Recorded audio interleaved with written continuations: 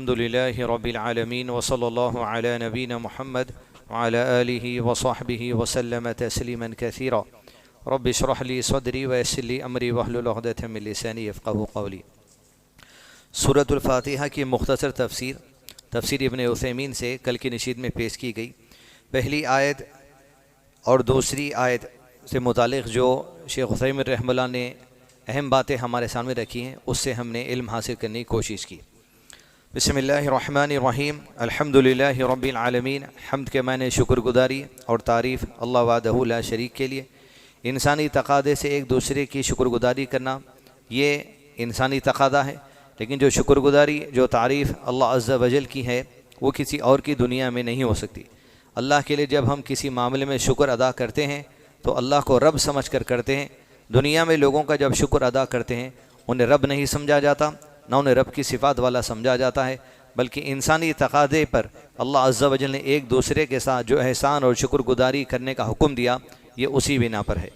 دوسری آیت الرحمن الرحیم کہ اللہ عز و جل کی صفات الرحمن الرحیم، بہت بڑا مہربان جو رحمت کرتا ہے۔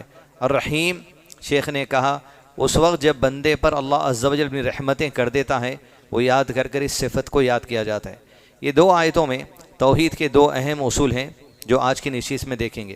اول، عالمین لفظ میں شیخ نے کہا کہ اللہ عز و جل کی ذات کو چھوڑ کر کائنات میں جو کچھ بھی ہے وہ سب عالمین کا حصہ ہے، اور یہ تعلیم توحید کی ہے۔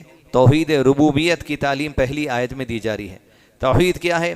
خالص اللہ عز و جل کو اکیلا معبود مان لینا، اکیلا رب مان لینا، اکیلا خالق مان لینا۔ توحید کی تین قسمیں اہل علم نے بیان کی۔ ایک توحید ربوبیت، یعنی ساری کائنات کی تخلیق، چاہے وہ زمین ہو آسمان ہو، زمین اور آسمان کے درمیان جو کچھ ہو، ساری تخلیق کرنے والا اکیلا اللہ عز و جل ہے اور اللہ کے سوا کوئی اس میں شریک نہیں۔ اسے کہیں گے توحید ربوبیت۔ العالمین، اللہ کی ذات کو چھوڑ کر جو کچھ ہے سب اللہ کی ربوبیت ہے، سب اللہ کی تخلیق ہے۔ یہ مان لینا، یہ یقین رکھنا، یہ ایمان رکھنا کہ اللہ کے سوا کسی نے کائنات کے کوئی ذرہ بنانے میں اللہ کی مدد نہیں کی۔ اس لیے اللہ کی ایک اور صفت ہے الصمد، جو سورہ اخلاص میں پڑھی جاتی ہے۔ الصمد یعنی وہ ذات کائنات کا ہر ذرہ جس کا محتاج ہے اسے الصمد کہا جاتا ہے۔ الصمد یعنی وہ ذات کائنات کے ہر ذرے کی کسی کو مدد کی ضرورت نہیں ہے، وہ ذات الصمد کہا جاتا ہے، اللہ عز و جل کی ذات۔ تو اللہ عز و جل کی توحید خالص اس کے لیے مان لینا ربوبیت کا یہ حصہ ہے، جسے توحید ربوبیت کہتا ہے۔ توحید یعنی اکتا کر لینا، اکیلا کر لینا، مان لینا اللہ عز و جل کے سوا کوئی دوسرا اس میں نہیں ہے۔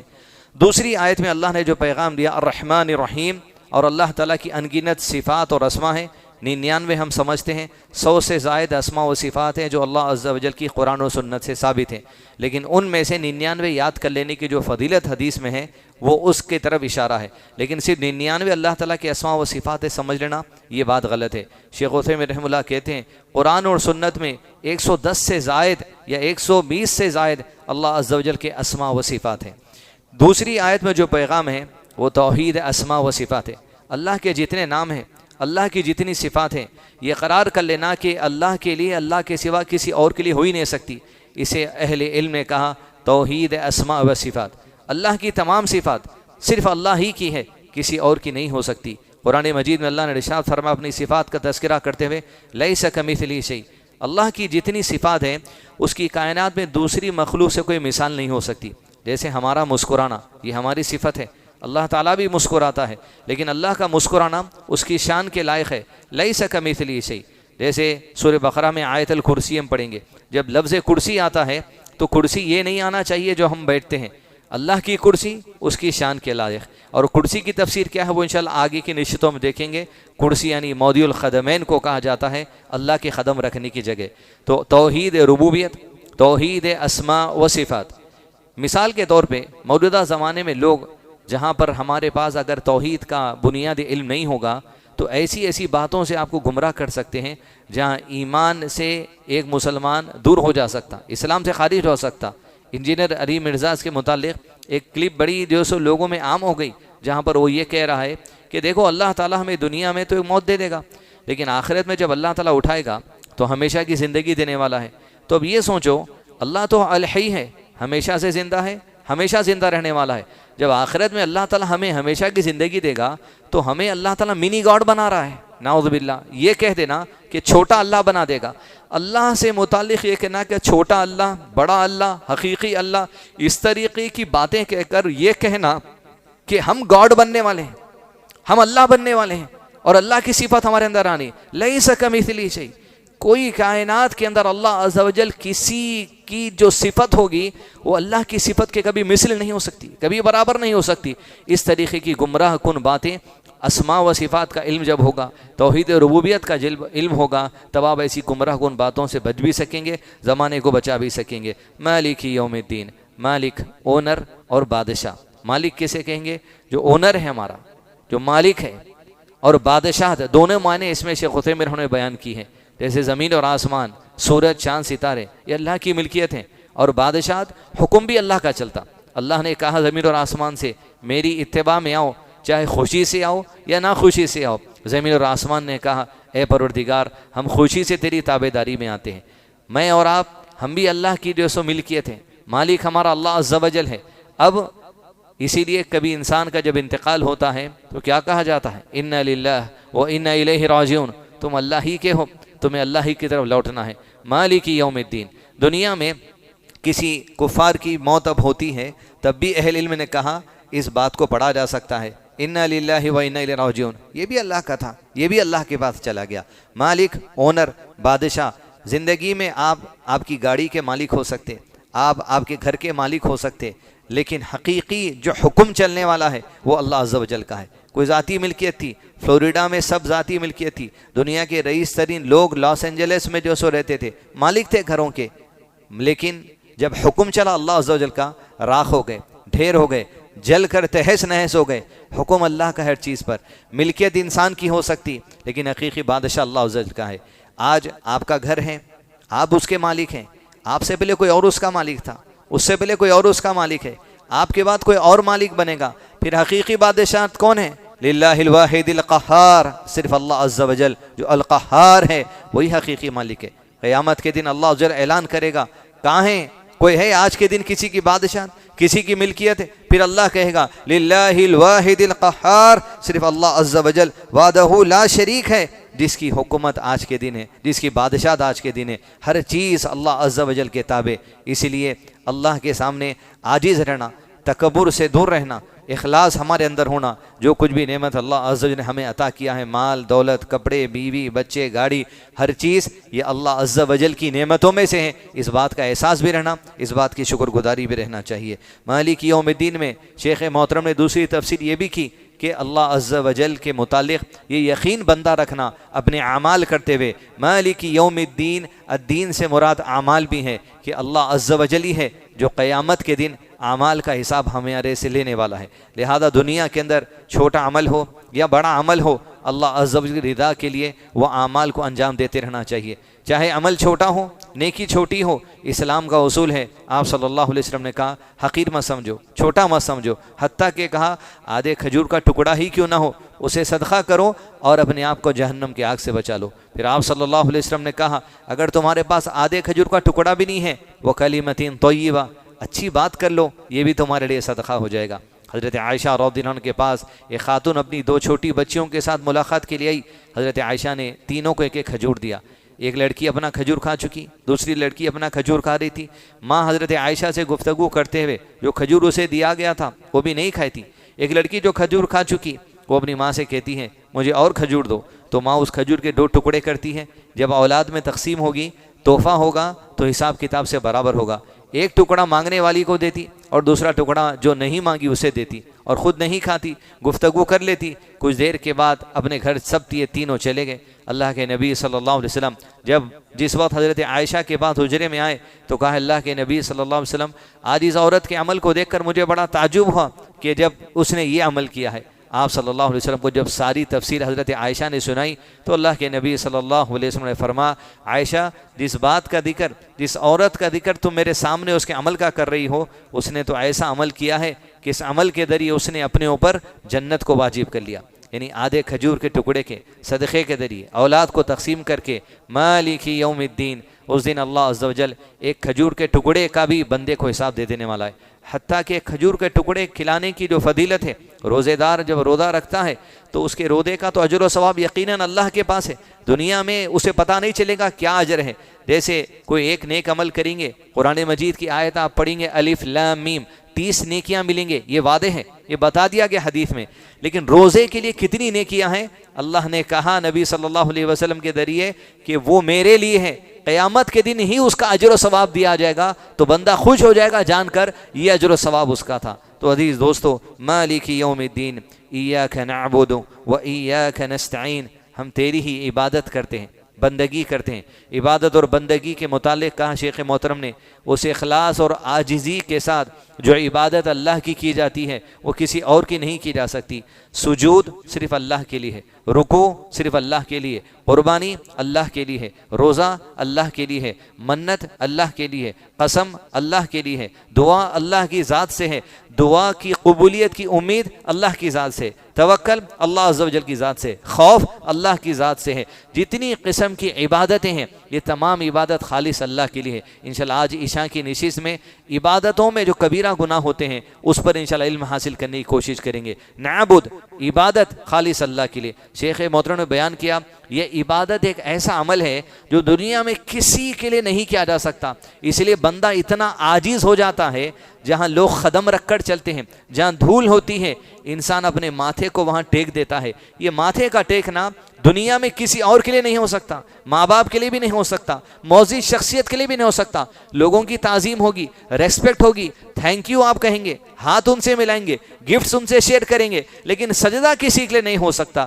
یہ جو عبادت ہے یہ خالص اللہ کے لیے جو بندہ کرتا ہے، پہلی آیت میں توحید ربوبیت، دوسری آیت میں توحید اسماء و صفات، یہ جو عبادتیں سکھائی گئی، توحید الالوہیت، ساری عبادتیں اللہ کے لیے خالص کر لینا اور اللہ کے سوا کسی اور کے لیے عبادت نہیں ہونا، اسی کو توحید الوہیت کہا جاتا ہے۔ توحید کے تینوں اصول سورہ فاتحہ کی تینوں آیتوں میں اللہ عز و جل نے بیان کی ہیں۔ ایاک نعبد، نعبد عبادت کے معنی شیخ نے یہ بھی کیے ہیں، ہر وہ کام جو اللہ نے کرنے کے لیے کہا، روزہ رکھنے کے لیے کہا، اس کی اطاعت کرنا یہ بھی عبادت ہے، اور ہر وہ کام جس سے اللہ نے رکنے کے لیے کہا، شراب سے بچو، زنا سے بچو، فلاں وقت میں نفل صلاح نہیں پڑھو، اس کام سے بچ جانا یہ بھی عبادت ہے۔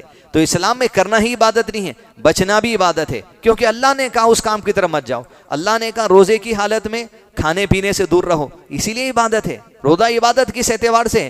یہ بچ رہے ہیں آپ، یہ بچنا ہی عبادت ہے۔ ایاک نعبد، پھر افطار کرتے ہیں آپ، افطار کرنا کیا ہے؟ جو لوگ افطار میں جلدی کریں گے، خیر سے رہیں گے، آپ کھا رہے ہیں، کھانا آپ کی عبادت ہے، رکنا آپ کی عبادت ہے۔ ایاک نعبد، اللہ تعالیٰ کی عبادت کرتے ہیں، وَإِيَّاكَ نَسْتَعِينُ، یہ جو عبادت ہے، یہ جو توفیق ہے ہاتھ روکنے کی، عمل کرنے کی، اس کے لیے اللہ کی مدد کی ضرورت ہے، اس کے لیے اللہ کی توفیق کی ضرورت ہے۔ ایاک نعبد وإیاک نستعین، اس لیے ہم اللہ ہی سے مدد چاہتے ہیں، یہ عبادتیں بجا لانے میں وہ ہماری مدد کرے۔ توفیق، وما توفیق الا باللہ، یہ عبادت اگر روزہ رکھنے کی طاقت ہے، یہ کیا ہے چیز؟ یہ ہماری کوئی طاقت ہے؟ یہ اللہ کی توفیق ہے، یہ اللہ کی ہدایت ہے کہ اللہ تعالیٰ دلوں کو منور کر دیا، اللہ تعالیٰ دلوں کو اس کے دین کی طرف راغب کر دیا، اس کے دین کی رہنمائی کر دیا کہ اجر کی نیت سے بندہ بھوک اور پیاس رہنے کی کوشش کر رہا اور مدد طلب کرتا ہے کہ اللہ عبادتیں کرنے میں میری آسانی کر۔ وإیاک نستعین اہدنا الصراط المستقیم، اہدنا اس لیے ہدایت مانگتا ہے عبادتوں کے لیے، اطاعت کے لیے، کام کرنے کے لیے، کاموں سے بچنے کے لیے جس سے اللہ نے کہا، سر جھکانے کے لیے، روزہ رکھنے کے لیے، قربانی کرنے کے لیے، اہدنا ہدایت کی ضرورت ہے۔ شیخ محترم نے کہا اہدنا، ہدایت میں دو قسم کی ہدایتیں، اول ہدایت کتاب، دوسرا ہدایت توفیق۔ ہدایت کتاب، پہلی چیز اللہ عز و جل نے دنیا کے تمام لوگوں کو ہدایت کے طور پہ اپنی کتاب دے دی، قرآن، رسول اللہ صلی اللہ علیہ وسلم کی سنتیں دے دی۔ مساجد کے اندر، مدارس کے اندر، آپ کے فون کے اندر کتابیں موجود ہیں، کس کے بعد بھی موجود ہیں، کوئی کفار بھی کتاب کا ایکسس کر سکتے، کفار بھی قرآن کا ایکسس کر سکتے، کوئی بھی اپلیکیشن ڈالیں گے گھر بیٹھے کفار اور مسلمان کوئی بھی جو سے قرآن پڑھ سکتے، لیکن یہ تو دلیل کے طور پہ، کتاب کے طور پہ ہدایت دے دی گئی۔ لیکن دوسری جو ہدایت ہے، ہدایت توفیق، عمل کرنے کی ہدایت ہونا، اسی لیے کہا اہدنا، جہاں ہدایت مانگی جا رہی تو ہدایت کتاب تو موجود ہے، ہدایت توفیق اللہ سے مانگی جا رہی۔ الصراط، الصراط سے مراد شیخ نے کہا اس میں علم بھی ہے، اس میں عمل بھی ہے، کیونکہ ہدایت کتاب علم کا نام ہے، ہدایت توفیق عمل کا نام ہے۔ انسان یہ مانگ رہا ہے ہر نماز میں اہدنا الصراط المستقیم، مجھے ہدایت توفیق عطا کرنا، عمل کی، علم حاصل کرنے کی، الصراط صحیح راستے پہ چلنے کی۔ صراط سے مراد علم بھی ہے، صراط سے مراد عمل بھی ہے۔ مثال کے طور پہ آپ کے پاس علم ہے، پانی پینے سے پہلے بسم اللہ کہنا، کھانا کھانے سے پہلے بسم اللہ کہنا، لیکن آپ یوں ہی اٹھا کے اگر کھا لیں گے تو ہدایت توفیق آپ اللہ سے حاصل نہیں کی، اس سے مانگے نہیں۔ علم تو موجود ہے، دنیا میں سارا علم موجود ہے، لیکن ہم سیکھیں گے تو عمل کی طرف آگے بڑھتے۔ اس لیے طلب العلم فریضۃ علی کل مسلم، علم کا حاصل کرنا ہر مسلمان مرد اور عورت پر فرض کر دیا اللہ عز و جل نے۔ جب تک کہ اصول علم نہیں ہو سکتا اس وقت تک عمل نہیں ہو سکتا۔ علم ہی نہیں ہے ہمارے پاس، ہم سنتے سنتے ایک دوسرے کو دیکھتے ہوئے اہل حدیث مسجد میں رفع دین کرنا شروع کر دیے، لیکن کبھی یہ موقع بھی ہونا چاہیے رفع دین کرنے کی احادیث کیا اسے آنکھوں سے پڑھیں، اسے اہل علم کے ساتھ بیٹھ کر پڑھیں، تشہد کے طریقے کو پڑھیں۔ جب علم حاصل کریں گے آپ کے عمل کرنے کی تازگی کچھ اور رہتی۔ اہدنا الصراط المستقیم، مستقیم یعنی ایسا راستہ، ایسا علم، ایسا عمل سکھا دے یا ربی جس میں ٹیڑھا پن نہ ہو، جس میں گمراہی نہ ہو۔ لوگ قرآن کی آیت آپ کے سامنے پڑھیں گے، پڑھ کر آپ کو قرآن کا ترجمہ بھی بتائیں گے، جیسے قل بفضل اللہ وبرحمتہ فبذلک فلیفرحوا هو خیر مما یجمعون۔ یہ آیت قرآن مجید سے متعلق ہے کہ لوگوں کو اس بات پر خوش ہونا چاہیے کہ اللہ کی طرف سے ان کے پاس رحمت آ گئی۔ اس آیت کو پیش کر کے جس کے بعد ہدایت دلیل تو آ گئی لیکن ہدایت توفیق نہیں ہے، یہی آیت کو پیش کر کے لوگ آپ کو شملہ جبہ پہن کے یہ بتائیں گے اس سے مراد میلاد النبی منانا ہے۔ یہی چیز ہوتا جب علم ہوگا صحیح، الصراط المستقیم، ٹیڑھا پن نہیں ہونا۔ کون کس کا عمل ہے جو اس میں ٹیڑھا پن نہیں ہے؟ المستقیم، صراط الذین انعمت علیہم، ان کا راستہ، ان کا علم، ان کا عمل جس پر تو نے انعام کر دیا، نبیین، صدیقین، شہداء، صالحین، نیکوکار، اصحاب محمد رسول اللہ صلی اللہ علیہ وسلم، ان کا طریقہ وہ افضل طریقہ ہے جس میں کوئی ٹیڑھا پن نہیں ہے، جن کے عمل سے اللہ نے کہا رضی اللہ عنہم ورضوان، اور جن کے عمل پر عمل کرنے کے لیے ہمیں اللہ نے یہ کہا والذین اتبعوہم بإحسان، جو کوئی تم میں سے اچھے دل کے ساتھ یہ صحابہ کی اتباع کرے گا، ان کے عمل اور ان کے علم کے نقش قدم پر چلے گا، رضی اللہ عنہم ورضوان، اللہ ان سے بھی راضی ہو جائے گا اور تم اللہ سے راضی ہو جاؤ گے۔